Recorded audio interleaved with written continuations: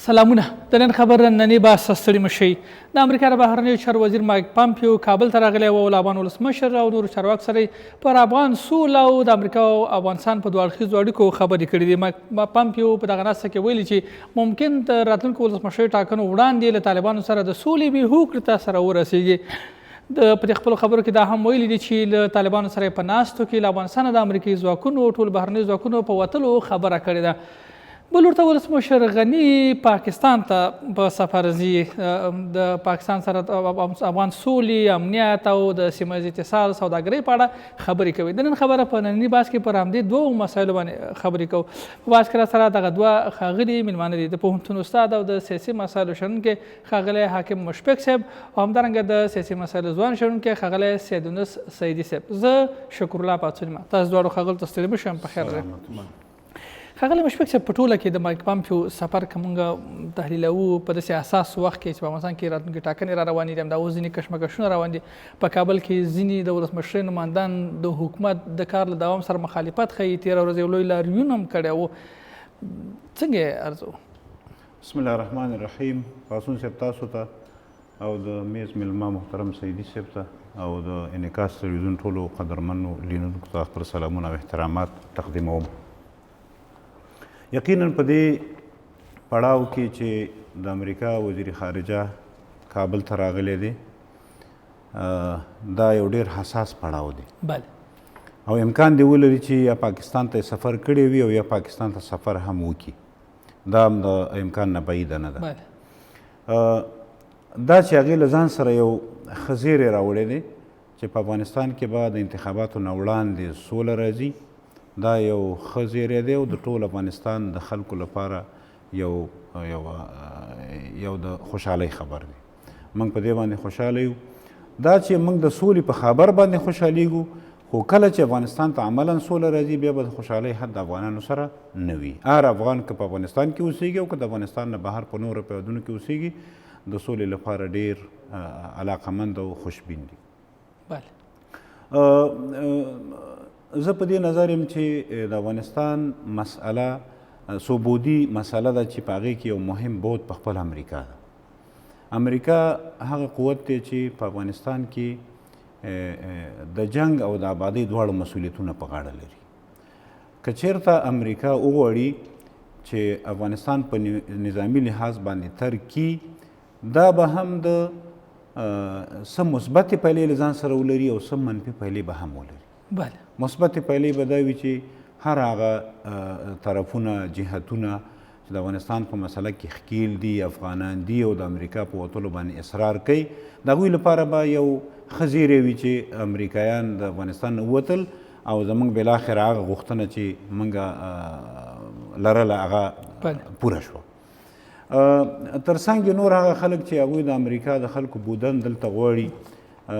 یو ځینې نیمګړتیاوې به هم رامنځته شي. که په اقتصادي لحاظ باندې ووایو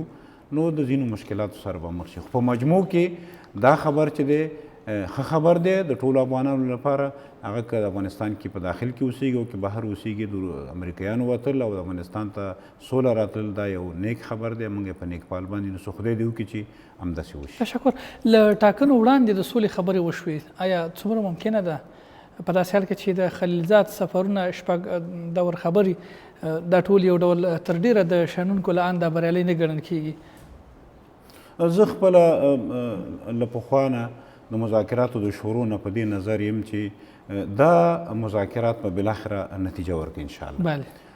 او دغه که چېرته دا شپږ دورې مذاکرات یو د بل پسې کامیاب نه وي نو بلې ناستې او مذاکراتو زمینه نه مسایلېدله. اول پړاو مذاکرات کامیاب و چې دویم پړاو د هغه وزېږوه او چې دویم پړاو کامیاب و چې درېیم او څلورم او بالاخره شپږم ته. اوس معلومیږي چې په شپږم پړاو کې هم په ځینې شیانو توافق شوی دی چې اوس هم پړاو ته داخلیږي. زه پخپله په دې نظر یم چې صلح به انشاءالله راځي او دا مذاکرات په نتیجه ورکوي. خو زما په نظر پاڅون صاحب ډېره مهمه دا ده چې که موږ او تاسو وغواړو چې ابادي وکړو، کور جوړ کړو، تعمیر جوړ کړو، دا جوړول او آبادول زموږ نه ډېر وخت نیسي. خو که برعکس موږ د یو شي ورانول غواړو، شاید په یو ساعت نیم کې هغه شی وران کړو. نو د افغانستان مسله 40 کلنه سابقه لري افغانستان مسله 40 کلونه سابقه لري او د ګاونډونو نه علاوه د ګاونډیانو نه علاوه د نړۍ ټول هیوادونه پکې ښکیل دي او دا هیوادونه ګوري چې زما په صلح کې ګټه ډېره ده او که زما په جنګ کې ګټه ډېره ده. تر اوسه پورې هیوادونه ګاونډیان او د منطقې او فرا منطقې هیوادونه په دې فکر کې دي چې که په سوله کې مې ګټه وي نو سولې ته باید کار وکړم او که په جنګ کې مې ګټه وي نو باید جنګ لپاره. نو د سولې راتګ افغانستان ته ښکاري نږدې خو لږ مزل ورته شته. همدا د ګټې او تاوان خبره که مونږ کوو د سیمې د هیوادونو خبره که مونږ کوو سیمې هیوادونه موږ څومره قانع کړي دي یا امریکا څومره قانع کړي دي یا هغه څه چې هغوی غواړي ګټې څومره خوندي شوي دي. موږ د ګټو خبره کوو د ټولو نه زیاته د قناعت وړ خبره د امریکا ده ځکه چې امریکا نه غوښتل چې د افغانستان نه ووځي او اوس هم زه په دې فکر یم چې امریکا به په نظامي لحاظ باندې امریکا کې په افغانستان کې خپل قوتونه کم کړي خو په سیاسي لحاظ باندې به دلته حضور ولري او د دې ځای نه بعد اسیا ټولو هیوادونو سره تعلقات ساتي او په سیاسي لحاظ به دلته حضور ساتي. شاید ټول خلک بیا د امریکا د دې سیاسي بودن سره موافقه ولري. راځو دې ته چې امریکا په خپله قانع ده پاسون صاحب چې زه د افغانستان نه وځم نو دا خو یو خوشخبري ده زیبا خو د دې ترڅنګ د ګاونډیو هیوادونو ګټې هم شته چې په هغې کې لومړۍ درجه ګټې د پاکستان دي په دویمه درجه کې د ایران ګټې دي. زه چې تر کم حده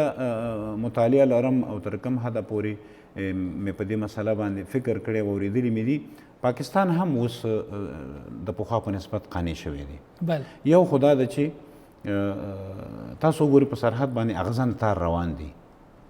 افغانستان د حکومت عکس العمل نشته د افغانستان د ولس عکس العمل نشته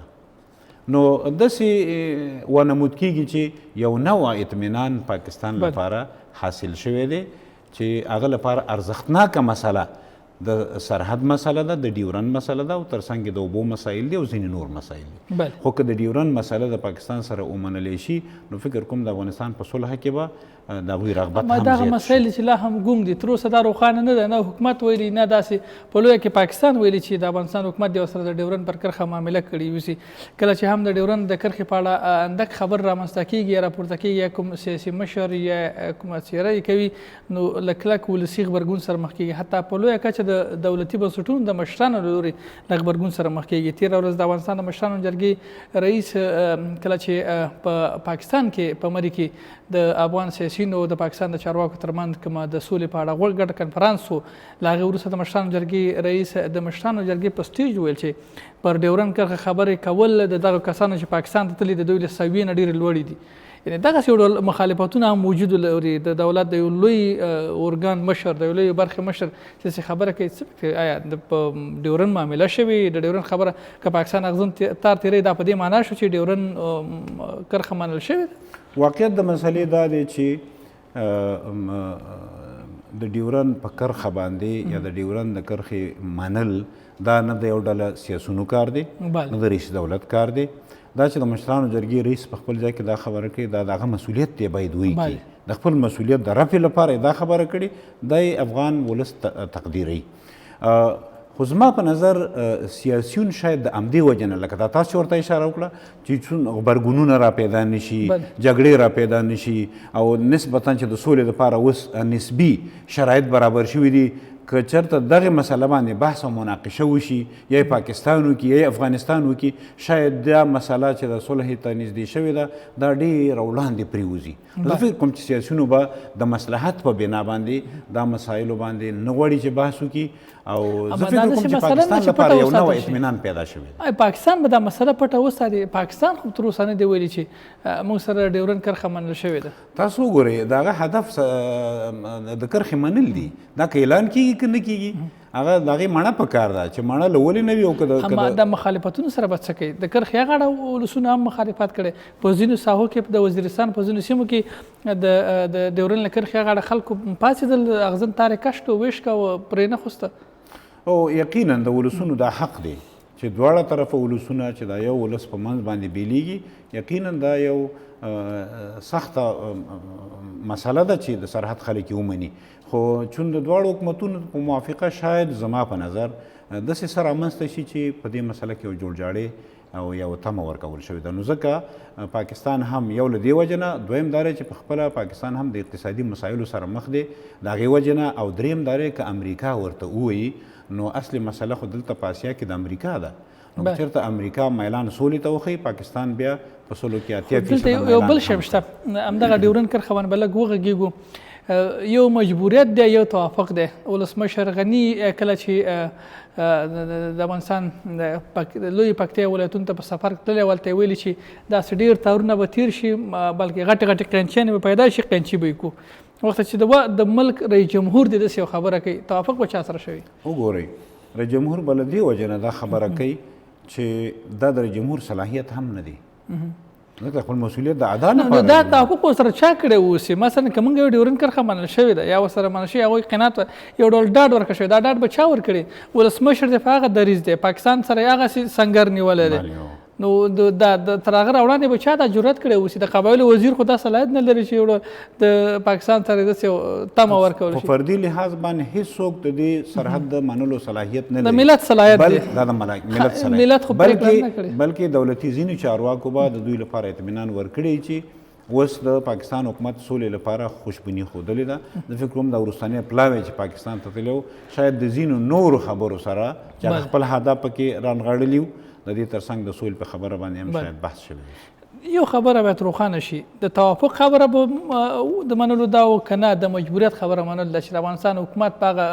سیستم کې نه دی یا په هغه قوت کې نه چې د پاکستان د حکومت مقابله دې وکولی شي، چې اوس یا حتی د ډیورنډ مسله ورسره راپورته کولی شي، د اغزن تار په وړاندې راپورته شي، یو ډول پوځي جګړه دې رامنځته شي. دلته به د توافق مسله ډېره مهمه وي که د ستونزې او د خپل حکومتي مشکلات؟ په دې اړه باندې توافق دوی چا حق نه دی، بله، نه د کابینې په سطحه، نه د رئیس جمهور په سطحه، نه د نورو سیاسیونو په سطحه، بلکې د ملت حق دی. خو د ځینو مشکلاتو د رفع کولو لپاره شاید هغوی ته یو اطمینان ورکول شوي، زما په نظر. یعنې کولی شي چې د اغزن تار د تیر کړي. زه فکر کوم چې په دې باندې چې اوس سکوت اختیار دی، نو دا د دې شاهدي ورکوي چې هغوی یو نوع خوشحاله اوسئ. مننه استاده، تشکر. ستاسې نظر مو واخیسته. ښاغلی سیدي صاحب، روی شو په طالبانو به لږ وغږېږو. ځینې خبرې همداسې راپورته شوي دي چې ګوندې له سولې وړاندې که طالبان راځي، وبښئ، له ټاکنو وړاندې که طالبان راځي، نو داسې یو ممکن ولسمشر غني واک پرېږدي او داسې یو درېمګړی حکومت رامنځته شي، د هغې کې ټاکنې ترسره شي، طالبان هم د ټاکنو لپاره نومان ورکولی شي. اما بېرته بیا دا نظر موجود دی طالبان په هغه سیستم کې نه دي یا په هغسې د سیاسي لوړتیا کې نه دي چې د افغانستان د اوسني پیچلي وضعیت ته په کتو د حکومت اداره کړی شي. دا څومره ممکنه ده؟ مننه پاسون صاحب، په شروع کې تاسو سلام. استاد محترم ته د انعکاس رادیو تلویزیون ټول لیدونکو اورېدونکو ته خپل سلامونه وړاندې کوم. بعد سلام نه راځم، اول د ډیورنډ د کرښې په اړه بیا راځم ستا د سوال جواب ته. د پاسون صاحب، د ډیورنډ کرښه چې ده د افغان ولس حق دی چې په دې اړه باندې پرېکړه وکړي، نه د یو څو نامنلو سیاسیونو چې د دې ځینې ولته هغوی دا خبرې د دې په اړه باندې کوي. دا د ولس حق دی او په دې اړه به ولس پرېکړه کوي. پاتې شو د طالبانو په اړه چې آیا طالبان دا بصیرت لري چې ولسمشرۍ ته یو څوک ورکړي او ودرېږي، یا فرض کړه در دې حد ورباندې اعتبار کیدی شي که نه؟ طالبانو خپل سیاسي حضور چې کوم دی تر دې دمه که موږ د روسیې د کرملن په معنی کې دغه کوم پروګرامونه چې جوړ شوي دي او هغوی هغه سیاسي کوم کسان چې راغلي دي، د هغوی سره د ناستې خبره وګورو، چې حقایقو ته نظر وکړو، د هغوی خبرې وګورو، او د افغان سیاسیون چې کوم تللی دي د هغوی خبرو ته نظر وکړو، د افغانستان د وحدت ملي د حکومت په نمایندګۍ چې کوم کسان په حساب باندې په دې وروستي پړاو کې تللي وو، د هغوی خبرو ته نظر وکړو، نو ټول ولس بیا په دې باندې ښه قضاوت کولی شي چې آیا طالبان کولی شي چې راتلونکي ولسمشرۍ ته یو څوک ودرېږي او یا د دې هېواد واګې په لاس کې ونیسي او په مخ باندې بوځي، او که یې نه شي کولی. د هغې ځینې ښکاري.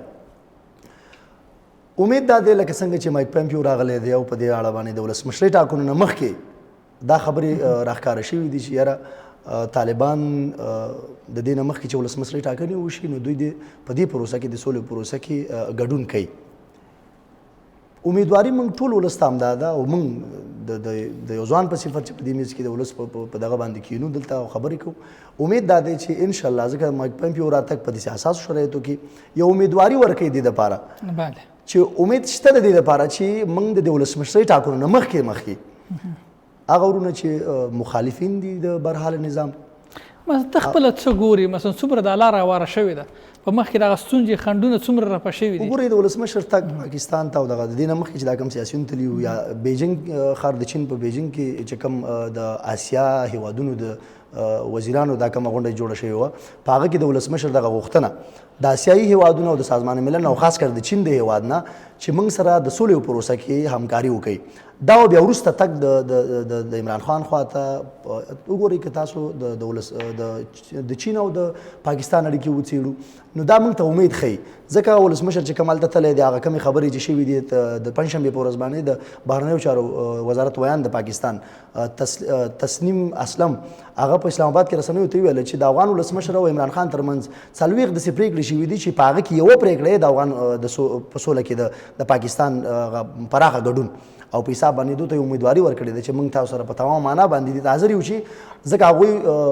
د شروع نه تر اوسه پورې دا یو خبره کوي چې د افغانستان سوله د پاکستان سوله ده. افغانستان چې کله په نام نه کېږي پاکستان په نام نه کېدی نو هغوی غواړي په یو رقم باندې چې د اوسنۍ کومې خبرې هغوی کړي دي او رسنیو کې ظاهر شوي دي او موږ لیدلي دي نو امید شته د دې لپاره چې پاکستان به انشاءالله دا ځل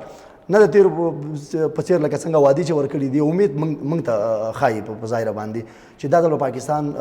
د عمران خان په مشرۍ باندې د افغان ولسمشر سره چې کوم وعدې کړي دي د به د عمل جامه ورغوندي. تشکر. یو بله خبر ده لکه څنګه چې مشفق صاحب چې بالاخره طالبانو غوښتنه ومنل شوه چې له افغانستانه د بهرني ځواکونه ووځي اما د افغانستان وضعیت ته په کتو دا غوښتنه منل څومره ضرور و یا د طالبانو لوري په همدې یوې غوښتنې ټینګار کول څومره څه پایلې لرلی شي که منل کېږي راتلونکي څه ډول بهرنیانو ته افغانستان ضرورت لري. بله هیڅ افغان دا نه مني په ځان باندې نه یوازې طالبان یوازې طالبان د افغانستان د دې خاورې د دې جغرافي بچي نه دي ما او تام د دې خاورې بچي او هغه ځواکونه چې په ملي او دفاعي ځواکونه دي په حساب باندې په هغه سنګر کې چې جنګېږي هغوی هم د دې خاورې بچي دي. هیڅ افغان دا نشي زغملی چې بهرنیان د افغانستان په داخلي دغه کې لاسوهنه وکړي او په حساب دلته دوی پاتې شي. موږ هم نه غواړو چې بهرنیان دې دلته وي خو دلته د ضرورتونو خبره ده. وخت چې زه د خپل ملازم وخت چې زه د خپل ملي او دفاعي ځواکونو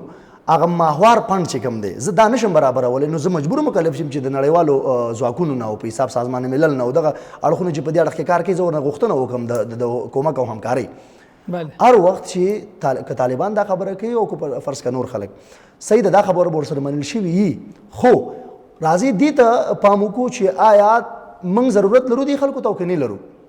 زمونږ دغه ضرورتونه که چېرته موږ د خپلو هېواد کې چې کوم زیربناوي دي دې نه موږ پوره کولی شو نو دې خلکو ته ضرورت نه و زمونږ که نه چې دلته درې شي او په حساب دلته موږ سره پاتې شي. دلته زمونږ ضرورت دی. زه تر اوسه پورې نشم کولی پاسون صاحب محترم چې خپل ملازم ته زه خپل معلم ته زه د ملي او دفاعي ځواکونو هغه سرباز چې هغه په حساب باندې په میاشتو باندې په سنګر کې پروت دی او هغه ته ډېر غټ کور ور په غاړه دی د هغې معاش زه نشم برابرولی نو زه څنګه وشم کولی چې په حساب باندې دغه عمل په مخ باندې بوځم.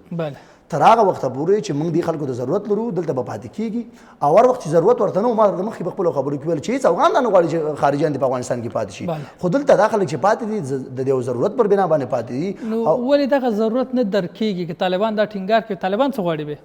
طالبان که راتلونکي کې د دې وطن د سیاسي زعامت دعوه لري نو به پاسون صاحب محترم وګورئ که اول د خپل سیاسي اړخ ته موږ تاسو د هېواد وګورو په دغه اوسنیو سیاسیونو کې وګورم اختلاف د نظر دی همداسې په طالبانو کې هم داسې خلک شته چې هغوی اختلاف د نظر لري او یو ډلې پاڅېږي په حساب باندې د هغه د افغان د هېواد د نوي نسل د هغه د تعلیم مخالفت کوي او بل اړخ یې پاڅېږي بیا د تعلیم طرفدارۍ کوي او هغوی وایي چې دوی تعلیم ته لاړ شي. په دې وروستیو کې ما اورېدل رسنیو ته یو رقم اخطار غوندې ورکول شوی دی چې تاسو تبلیغات چې کوم دي هغه تت کوي یعنې دومره تیز اندازه چې تاسو روان استئ مه یې کوئ او که چېرته خدای ناخواسته داسې وکړل نو موږ چې کوو په تاسو باندې حملې کوو. دلته اختلاف د نظر د هغوی په منځ کې هم شته لکه موږ چې وګورئ په خپلو سیاسیونو کې حکمتیار صاحب لرو پیدرام لرو اتمر لرو دا اوس چې کوم خلک پاکستان ته تللي چې هغې ځینې راغلل پرون ما په دې کومه جلسه چې دوی په کابل کې جوړه کړې وه یو دم دوی نه راپاڅېږي او هغه هم ولسمشرۍ نومان دی اتمر مخکې خبرې وکړې ورپسې دی راپاڅېد دوی وویله چې دغه هېوادونو ته تګ راتګ چې کوم دی او بیا خاص کر داسې هېواد ته چې پاکستان یاد که مشخصا نوم یې واخیسته دا تګ راتګ وایي د افغانستان په سیاسي وضعیت باندې ناغېړه مطلب اغېز کوي او دا نه دی په کار موږ ته. نو همدغسې اختلاف د نظر د هغوی په صفوفو کې هم شته او د هغوی په سیاسیونو کې هم شته دی. یو ډله د هغې نه راپاڅېږي او د دغه شي اختلاف کوي او بل ډله چې کوم د هغه د وضعیت د افغانستان مطلب فعلي وضعیت ته ګوري او هغې ته په کتو باندې همدغسې په حساب باندې حرکت کوي. نو داسې هم نه ده چې هغوی ټول د مخې د دې شي مخالفت دې کوي او نه هم داسې ده چې ټول د مخې د دې شي طرفداري وکړي. دلته که چېرته د هغوی طرف ته وکتل شي او بیا په ټوله اندازه داسې هم نه دي چې هغه خلک دې په دې وطن باندې مکمل په تمام معنا لکه څنګه چې دلته موږ په سیاسیونو کې لرو په تمام معنا باندې دې په حساب ځان دې فدا کوي او دې وطن سره دې لیونۍ مینه لري داسې هم نه دي هغو کې هم داسې خلک شته لکه څنګه چې په سیاسیونو کې لرو دلته موږ په سیاسیونو کې داسې خلک لرو چې هغوی پردو ته کار کوي فلهذا په هغو کې هم داسې خلک شته چې هغوی د پردو په اشارو باندې نڅېږي نو داسې موږ نشو کولی چې په ټول هغه خلک اړخونو باندې که په اړتیا وغږېږو یعنې معنا د اړتیا شته چې بهرني ځواکونه د افغانستان د حکومتونو تر شا ولاړ اوسي تر څو افغانستان خودکفایي لور ته د نړۍ ټول ملکونه که تاسو موږ او تاسو ورته وګورو هېڅ ملک داسې نه دی چې هغه د بل ملک سره انډیوالي ونه لري هېڅ ملک داسې نشته دی چې هغه د بل ملک نه او دغسې سیاسي او یا مطلب اقتصادي ملاتړ ونه لري که پاکستان ګوره یو هېواد دی ورسره په څنګ کې چین ولاړ دی که هند یو هېواد دی ورسره په څنګ کې امریکا ولاړه ده همداسې که ایران یو هېواد دی هغه په څنګ کې ورسره روسیه ولاړه ده نو افغانستان هم چون یو هېواد دی د په څنګ کې هم دغسې هغوی ملګري به لري انډیوالان به لري او دغه تقاضاوې چې دوی نشي پوره کولی دوی مجبور مکلف دي چې دغه نړیوالو ملګرو نه تقاضا وکړي او دوی په مخ باندې خپل دا هېواد بوځي داسې نه کېږي چې ته د هېڅ هېواد سره انډیوالي ونه لري هېڅ هېواد سره د هغه نړیوالې اړیکې ونه لري او ته د خپل هېواد په خپله باندې په مخ باندې بوځي اصلا داسې نشي کېدی دغه هېواد 40 کاله جنګ لیدلی دی او د دې جنګ نه اوس هم برحال هم پکې روان دی 40 نه خبره 50 ته ووته موږ که چېرته غواړو د دغې جنګ نه او د دغې سلسلې نه چې دا 40 کاله په حساب موږ مرګ ورکړی دی موږ کونډې لرو موږ شهیدان لرو د دې سلسلې نه موږ د وتو دپاره یوازینۍ لار چې ده هغه هم دا ده چې موږ به د نړیوالو سره دیرینه اړیکې پالو او دوی سره به اړیکې ساتو تر څو چې موږ د دغې مشکلاتو نه ووځو بیا هېڅ ما مخکې په خپلو خبرو کې ویل چې هېڅ افغان دې ته وادار نه دی چې خارجیان دې راشي په افغانستان کې دې واوسېږي او هغوی دې بدون د دې افغانانو د اجازې نه د خلکو کورونو ته ننوځي او د خلکو په کلو بانډو کې دې وګرځېږي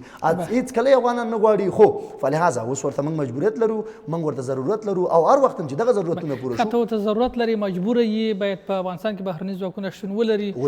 د بهرني سپورټ باید موجود اوسي تر هغې پورې چې موږ خپل په خپلو باندې ودرېږو هلته د امریکا د بهرنیو چارو وزیر ویلي دي چې له طالبانو سره په وروستۍ ناسته کې دې هوکړې ته رسېدلي دي چې له افغانستانه بهرني ځواکونه ټول ووځي اما د مهالویش په اړه خو هېڅ ونه ویل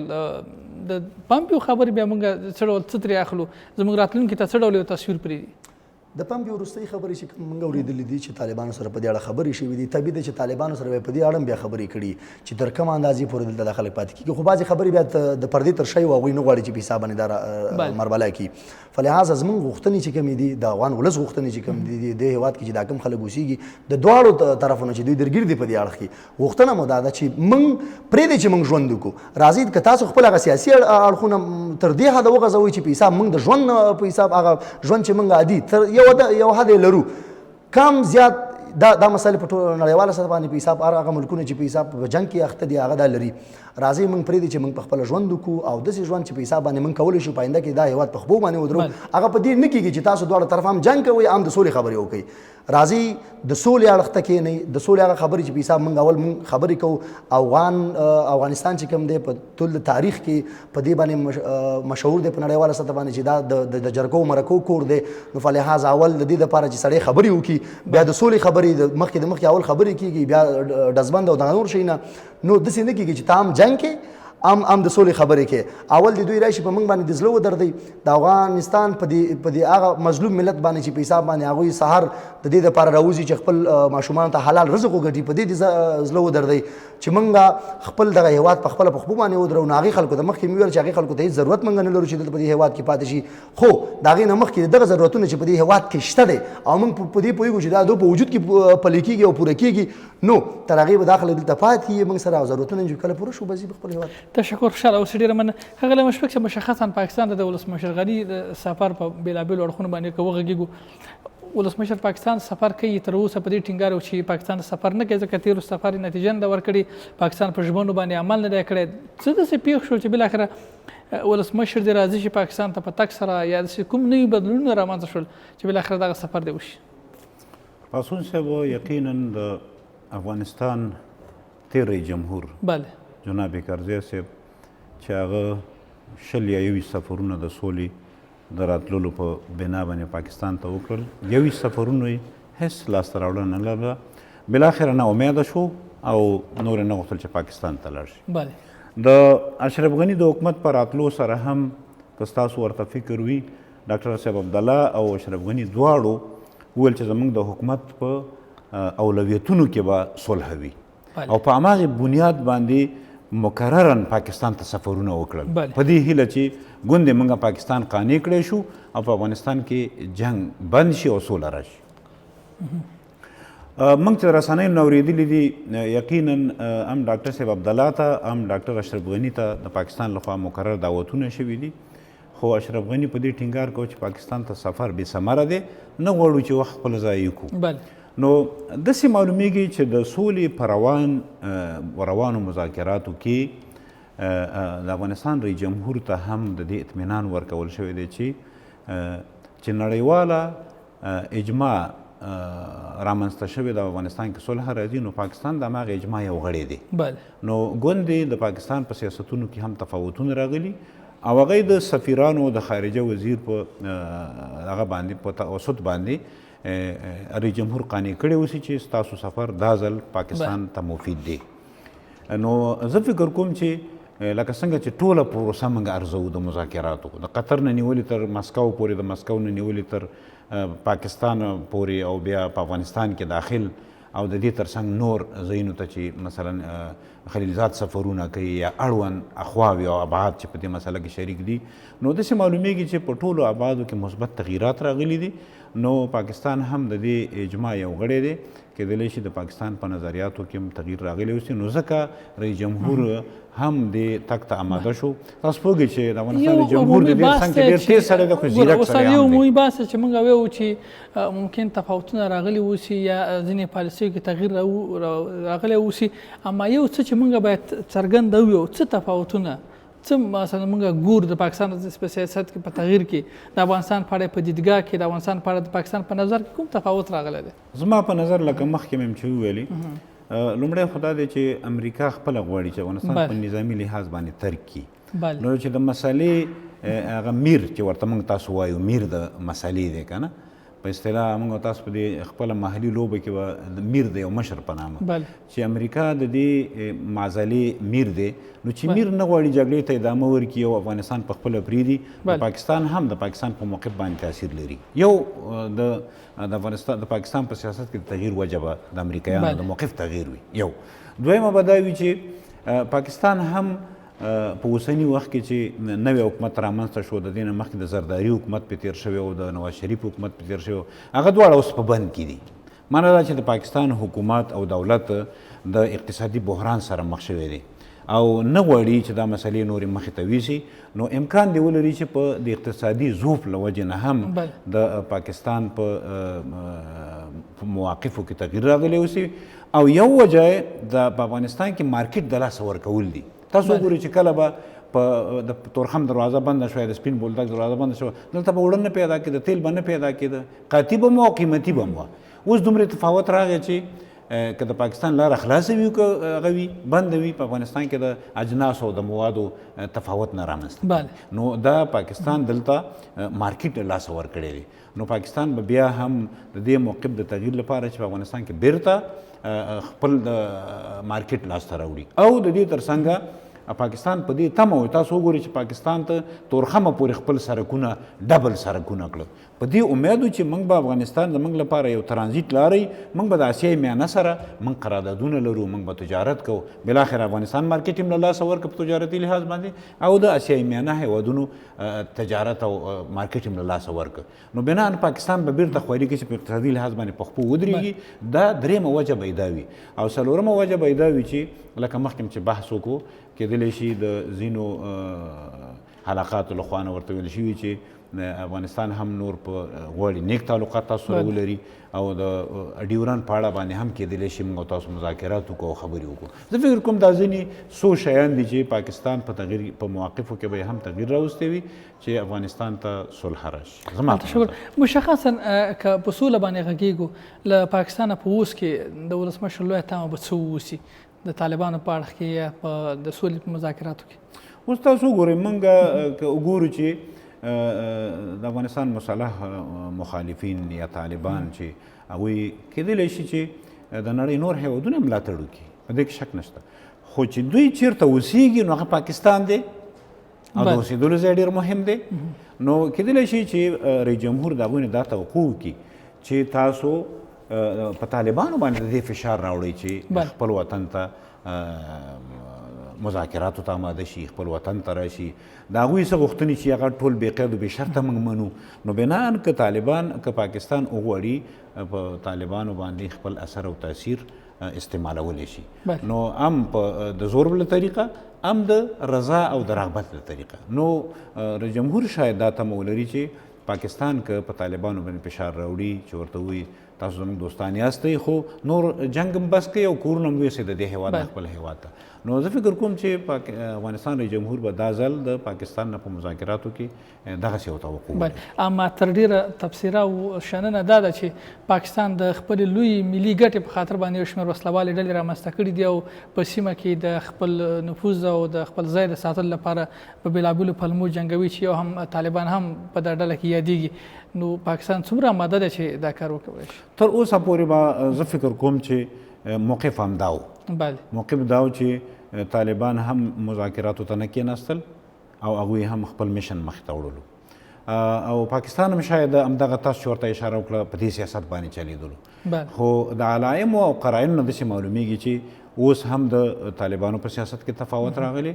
هم د پاکستان په مواقفو کې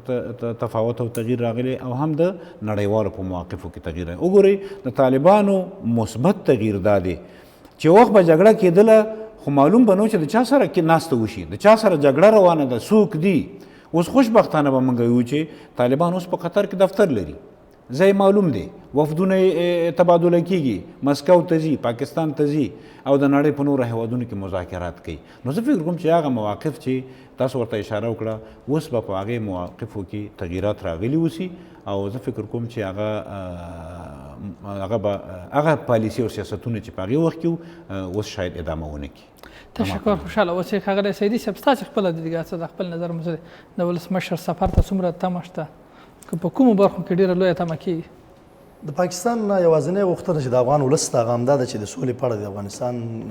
د دې په دغه پروسه کې موږ سره همکاري وکړي، چې نور ټولې نړۍ ته معلومات دی چې طالبان چېرته اوسېږي، د چا نه مرستې لاسته راوړي او د چا په واسطه یې لاسته راوړي.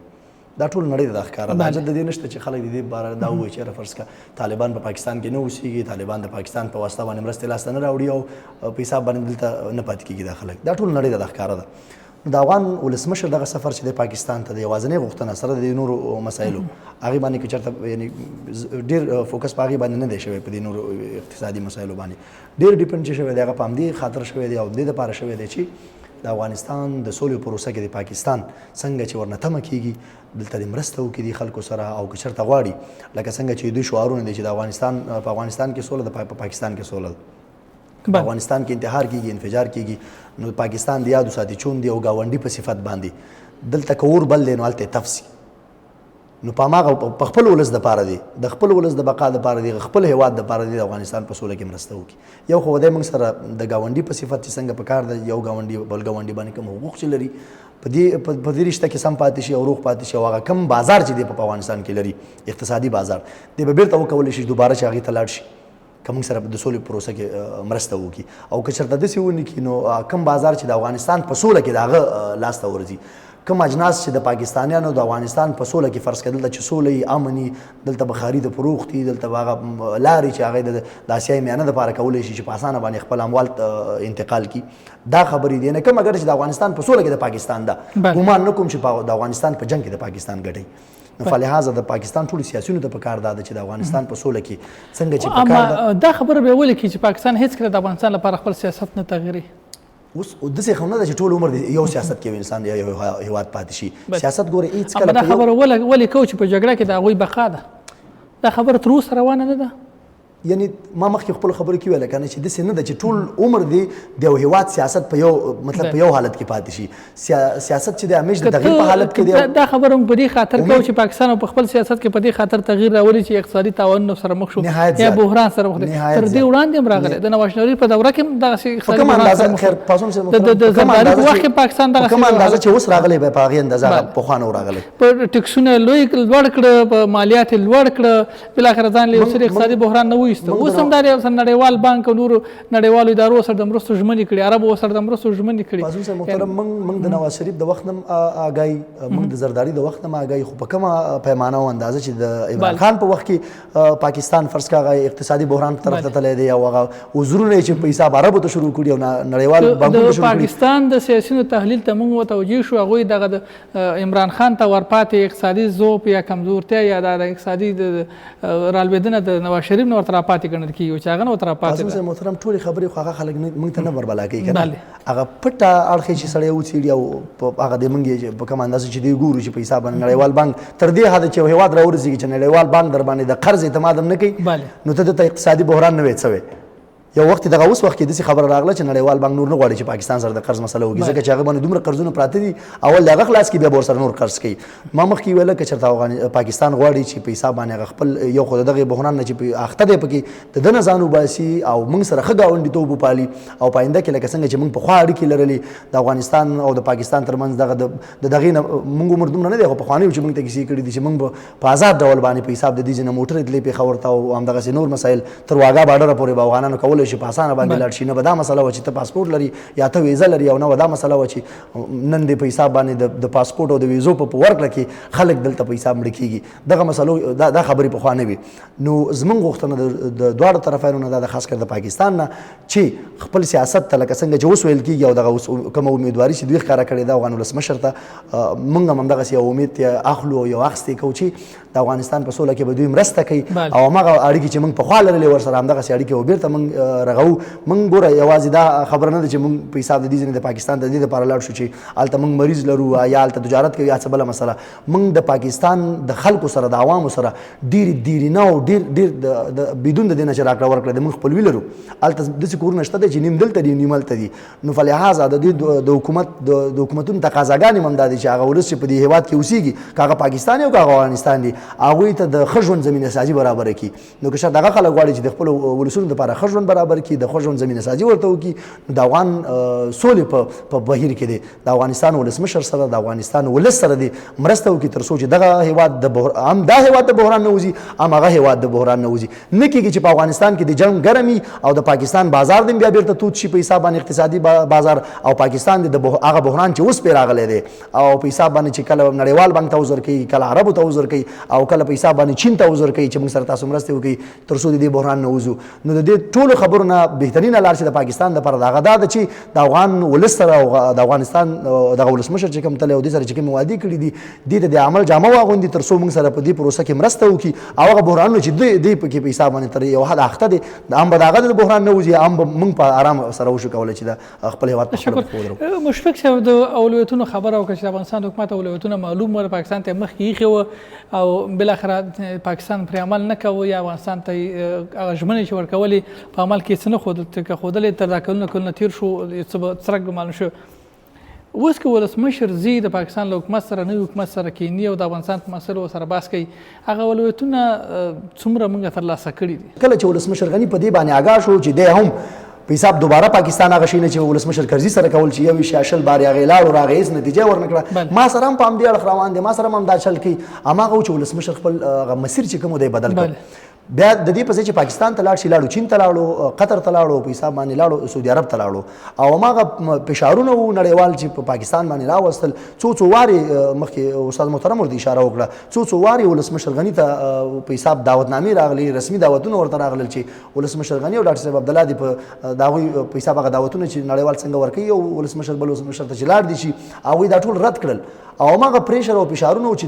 اوس دا چې کوم عکس موږ کوو اوسنی وضعیت د پاکستان نه او یا د اوسنۍ د سیاسونو دا کومې خبرې چې بهر ته کېږي موږ چې کوم عکس دی کوو همدا کوو چې ولسمشر غني د هغو سفرونو نه چې په حساب نورو ملکونو ته کول په ځای دی چې پاکستان ته لاړ شي د دغه پریشرونو او فشارونو وجه وه چې پاکستان یې وادار ده که چې خپل پالیسۍ ته تغییر ورکړي لکه څنګه چې اوس دا کومې خبرې کوي دا خبرې هېڅ وخت ګوره پاکستان په خپلو تېرو وعدو کې د ولسمشر یوه ځانګړنه دا ده چې هغه که له هر هېواد سره ګوري یا ناسته کوي یا په څه سره پرېکړه لیک یا یو څه توافقنامه لاسلیک کوي نو دا ترېنه څرګنده غوڅه نتیجه اخلي. پاکستان سره تر ډېره په ډیپلوماتیکه ژبه مخ ته لاړه څرګنده نتیجه چې نشته. اما که دا ځل څه کېږي مثلا څه موږ ورکولی شو څه هغوی راکولی شي؟ څه تمه ترې لرلی شو؟ ما مخکې خپلو خبرو کې اشاره وکړه چې یوازینۍ تمه چې د پاکستان نه کېږي هغه د سولې په بهیر کې د افغان ولس سره اما موږ ډول څه غواړي څه راکړه څه واخله سیاست په دې کې څه واخله ښکاره ده چې په دې کېږي ما درته مخکې په خپلو خبرو کې پاسون صاحب محترم زموږ ورکړه چې د پاکستان دپاره د هغه دا ده چې افغانستان چې د پاکستان د اقتصاد دپاره د نړۍ په سطح بهترین بازار دی. یعنې همدغه خبرې باندې ډېر تمرکز پکار دی لکه څنګه چې د ولسمشر د سفر په اجنډا کې هم شته چې سیمه ییز اتصال او سوداګري پاکستان اړ دی چې له افغانستان سره سوداګري وپالي او لکه څنګه چې وړاندې مشفق صاحب ویل چې د سیمه ییز اتصال لپاره پاکستان په کوردن دلته هڅې وکړي امکانات یې برابر کړه سرکونه یې ډبر کړه اما دلته پرې بارډر یې باندې شوې او هغه د اړیکې هم پرې شوه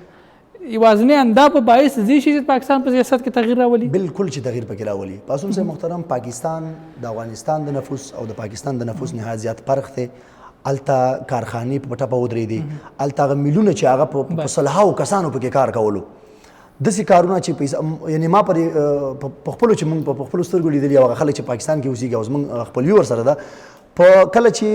هغه اموال چې د ناټو په تورخم باندې راتلل په دې لوړګي او په دې قبایلو راتېرېدل کله چې دا بند شو نو په قبایلو کې څومره خلک چې په حساب باندې په موټرو کې کار کوي یا موټر یې لرلي چې دا انتقال کړي دو ټول راپاڅېدل او مظاهرې وکړې هلته مظاهرې وکړې مظاهرې خو څه کې د دې د خارجیانو د اموالو دپاره ختمونه شروع کړل د دې دپاره چې په حساب باندې دا لارې خلاصې شي بدون د ده نه چې په خپل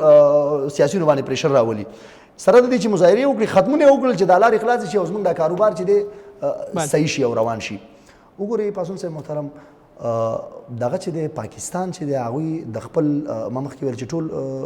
دولتونه چې دي هغه مجبور مکلف دي چې خپل ولس ته د ښه ژوند د زمینې سازۍ دپاره لارې برابرې کړي او هغه مجبور مکلف دی نه کېږي چې د پاکستان ولس دی د پاکستان د سیاسیونو نه غوښتنه وکړي او هغوی د هغوی غوښتنې په حساب بابیسه وګڼي. نو هلته چې کوم فشار دی د دې دپاره چې د پاکستان سیاست ته تغییر ورکړي هغه د پاکستان د ولس پریشر دی او ولس یې بیکاره که چېرته پاتې شي نو هغوی څه وکړي غرونو ته وخېږي لکه موږ چې دلته ویو چې موږ چېرته بیکاره پاتې شو نو موږ مجبور مکلف یو چې غرو ته وخېږو چې کله موږ غره ته وختو موږ مجبور یو چې د خپلو ملي او دفاعي ځواکونو سره په جګړه باندې ښکېل شو. نو که چېرته پاکستان غواړي ما مخکې خپلو خبرو کې ویل که چېرته غواړي چې خپل هغه بازار چې په حساب باندې د دوی ولس د بقا دپاره کار دی د هغوی د ولس دپاره په حساب د ښه کار زمینه سازي کوي د دې دپاره سیستم برابر کړي نو مجبور مکلف دی چې د افغانستان په سوله کې مرسته خوشحاله اوسئ. ډېره مننه د چارو ځوان شنونکی ښاغلی سیدونس سیدي صاحب او همدارنګه د پوهنتون استاد او د چارو شنونکی ښاغلی حاکم مشفق صاحب له دواړو ښاغلی ونړئ مننه کور مواد چې راغلی په دغه بحث کې مو ګډون وکړ. تشکر. خوشحاله اوسئ. د انعکاس راډیو ټلویزیون قدرمنو لیدونکو خوږو اورېدونکو نننی بحث همدلته پای ته